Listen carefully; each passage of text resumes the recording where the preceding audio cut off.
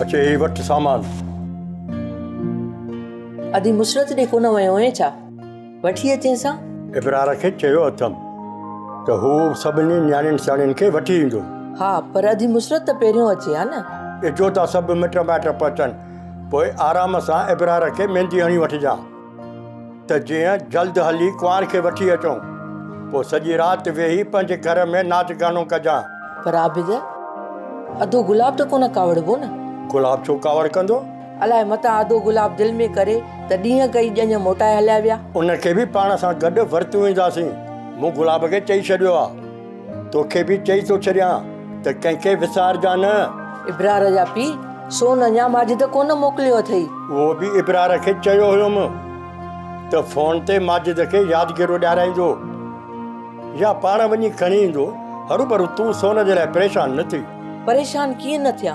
अॼु पुट जी शादी आहे, सोन न पहुतो त परेशानी त थींदी न। कलसूम, मूंखे माजिद पाण फोन करे ॿुधायो हुयो त सोन तयारु आहे, पोइ बाक़ी परेशानी छाजी? पर जे अञा का शइ खुटल आहे त ॿुधाए त मां वञी वठी अचां। न बसि मेहंदी ऐं गुलाब जा गुल इबरार खे चया आहिनि न, उहो वठी ईंदो। गुल? गुल काॾे कंदी आहे कलसूम? मेहंदीअ खे वधीक सुहिणे करण जे लाइ गुलाब जे गुलनि जी ज़रूरत पवंदी आहे। मेहंदीअ जी सूंहं त हूअं बि सुठी हूंदी आहे कुलसूम। उन जी ख़ुशबू ते केतिरा ई भंवरा भुलिजी पवंदा आहिनि। गुलाब जी पतरियुनि सां मेहंदीअ जी सूंहं अञा बि सरस थी वेंदी आहे। आबिद, मुंहिंजो पुटु बि त लखनि में हिकु आहे न, उन जे हथनि ते बि त मेहंदी सुहिणे नमूने हणंदसि न मां। इबरार पुट जी मेहंदीअ जे लाइ गुलाब जा गुल मण वठी ईंदुसि, असुलु गुलनि में तोड़ींदुसि पुट खे। तव्हां पंहिंजी मोहबत जो पाण ई खोटे सिके जहिड़ो मान कयो आहे। माजिद साहब, सची मोहबत खे पंहिंजे सीने में सांढे रखो। टको मुल न थियो जावेद।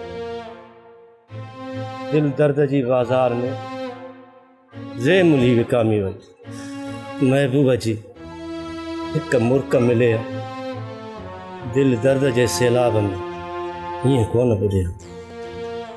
उम्मीदुनि जा गुल मुरकी पिया। जेकॾहिं किरन मुंहिंजे क़ुर्ब खे क़बूल करे। कसूर किरन जो न, पर तव्हांजो आहे माजिद साहब। तव्हां बि इज़हार मोहबत करण में कंजूसी पाण ई कई। हाणे ॾोह किरन ते छो था ॾियो? ॾोहारी त तव्हां आहियो पंहिंजी दिलि जा। ड्रामा सीरियल सिलसिला मोहब्बतुनि जा तमाम एपिसोड्स ॾिसो हाणे HD क्वालिटीअ में। विज़िट करियो असांजो YouTube channel Sindh TV HD drama.